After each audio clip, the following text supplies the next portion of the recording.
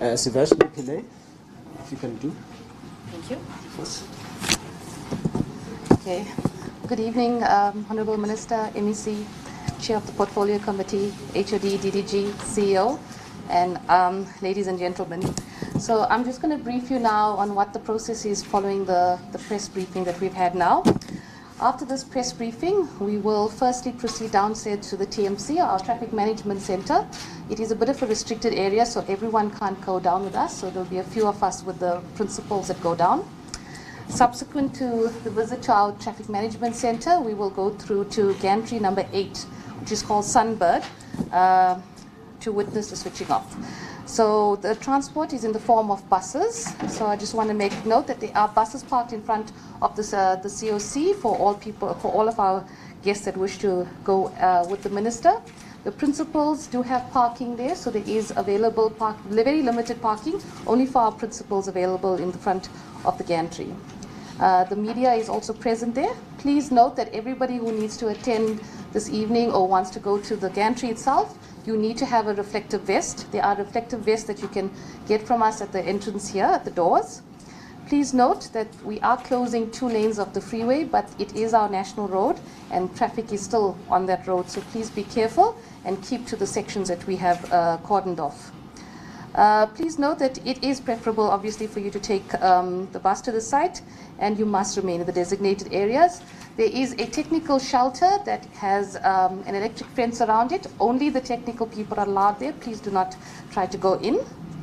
So what will happen at that point is when we arrive there, there will be a countdown clock that will be at the side of the gantry for us to note the time. At midnight, the gantries, obviously the eTolls will be switched off. Please note that all the transactions on the eToll gantries will start coming through to the Central Operations Centre, which we are now in, and all other conventional transactions from toll plazas around the country, due to the interoperability, will continue to be processed. So we must also note that the gantry lights and cameras will remain on, as the Minister has indicated, for road safety and law enforcement purposes. Please also ensure that you return our reflective vests when you come back. Just in terms of the proceedings now, Minister, and before the vote of thanks, we do have an initiation shutdown that we'd like you to press the button for. And so if we can do that, and then you can move the vote of thanks. Invite Minister MEC.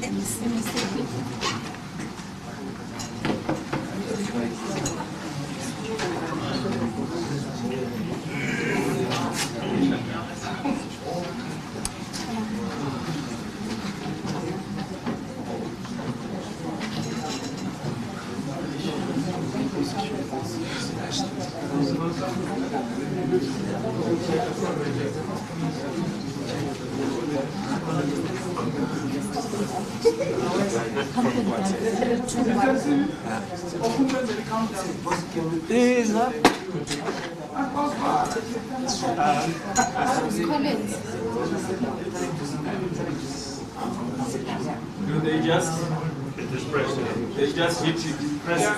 Okay. Are you meeting already? Wait. We do 3, 2, 1. Yes. Okay. 3. Okay. Sorry. Okay. All right. 3, 2, 1.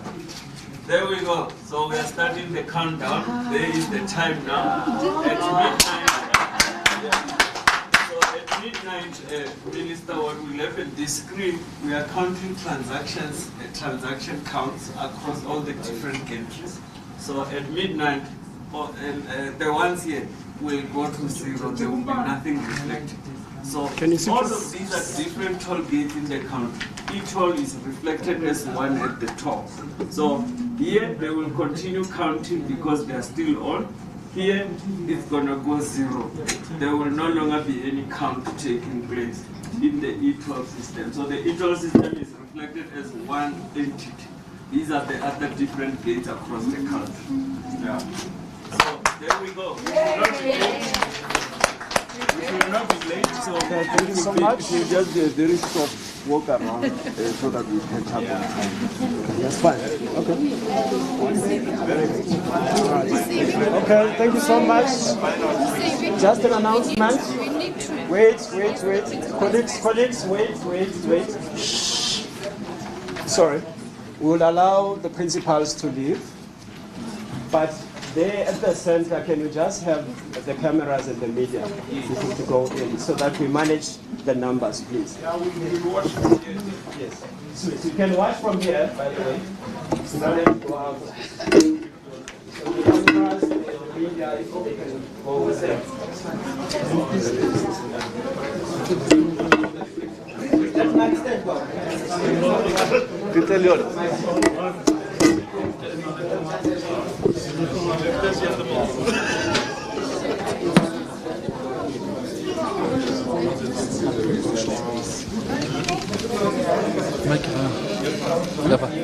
Yeah.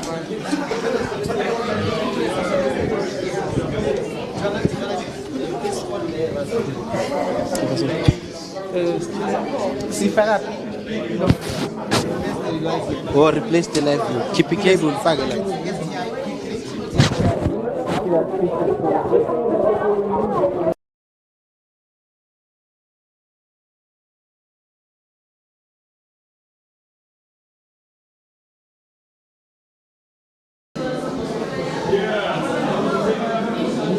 Yes.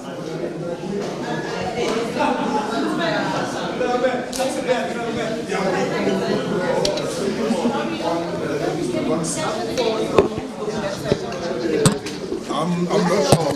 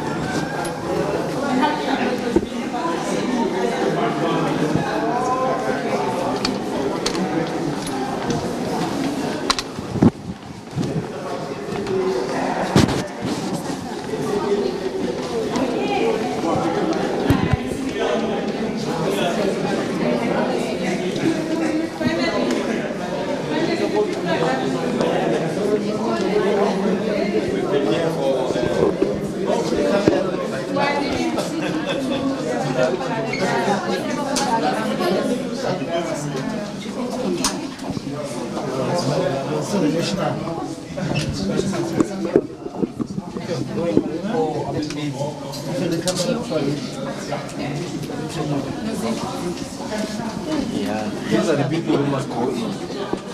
These people must go in. This guy must come in before the police.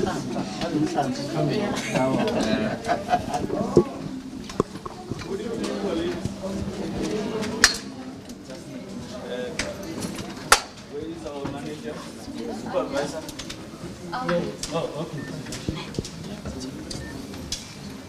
It's just a request, colleagues, for cameras, if you can not take pictures of the employees on the floor.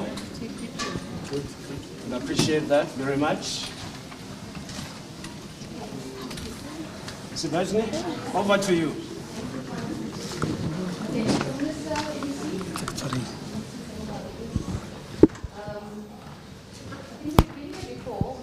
Do a nice visit to the team. We've never been here at night, obviously, and I think what we don't appreciate from this perspective is firstly what we see here at night, and the fact that this center is actually operational 24 hours a day, 365 days. So in actual fact, if you look at the center, it's fully operational. Our staff are here, and they don't go home at all, not during Christmas and New Year.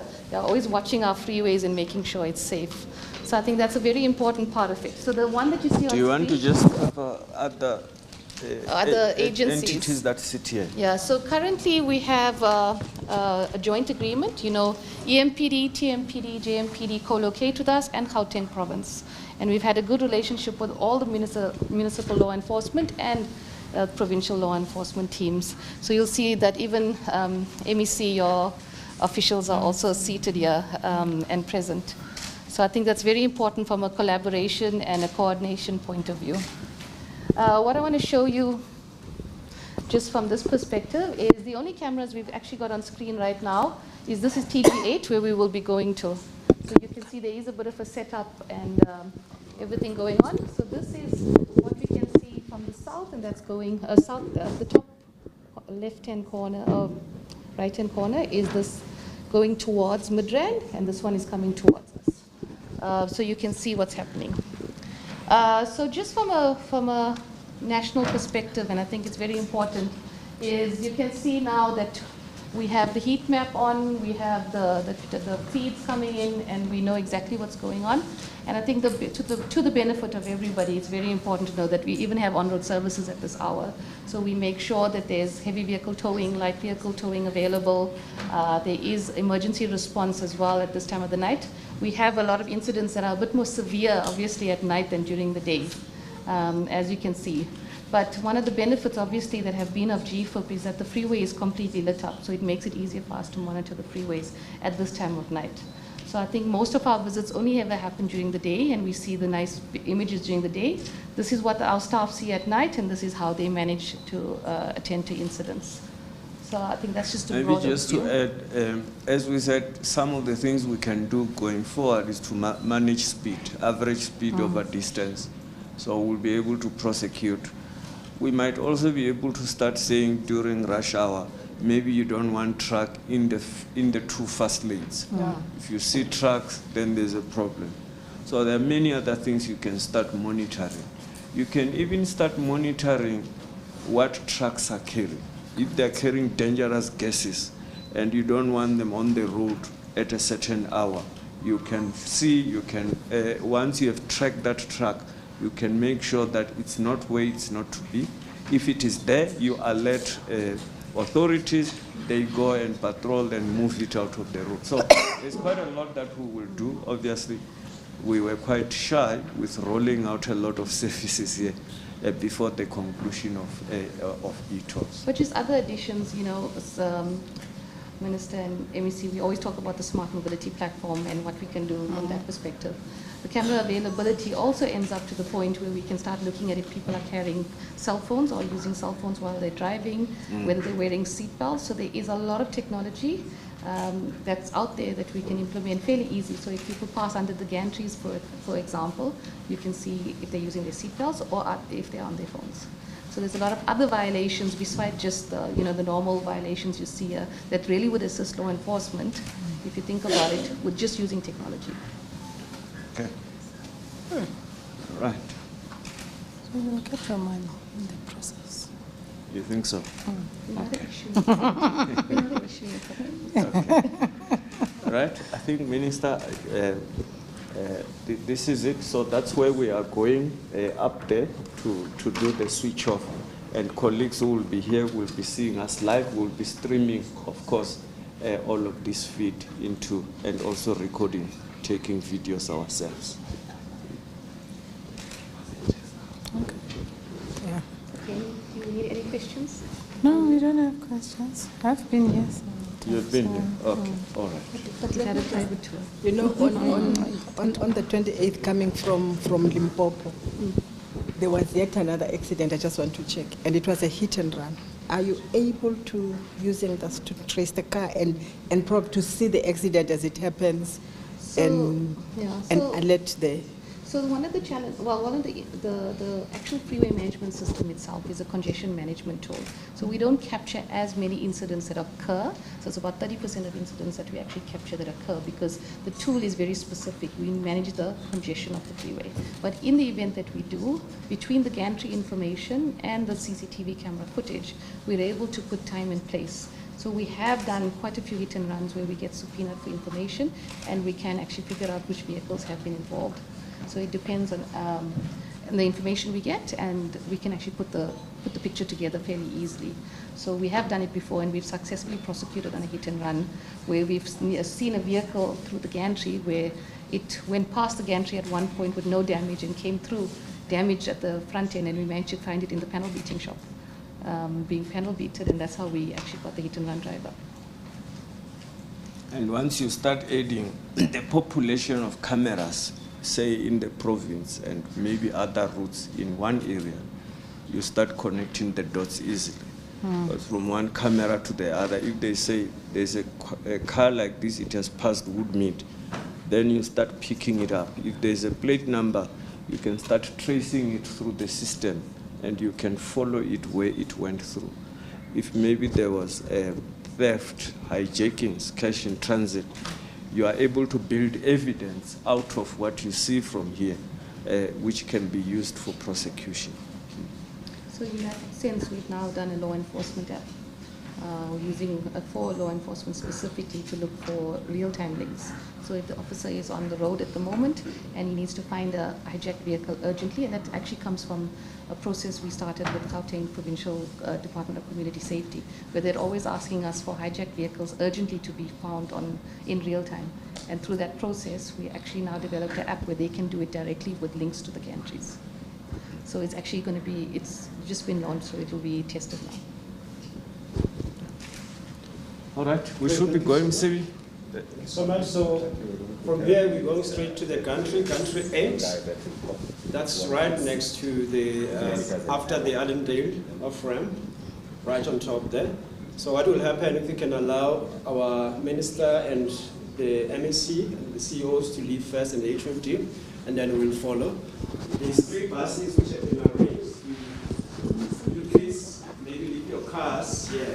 We really urge you to do so and get into the buses so that we can allow manage the issue of parking at the country. So please, if you can just get into the buses. Thank you so much. Let's allow the minister to leave and move forward. This slide to action.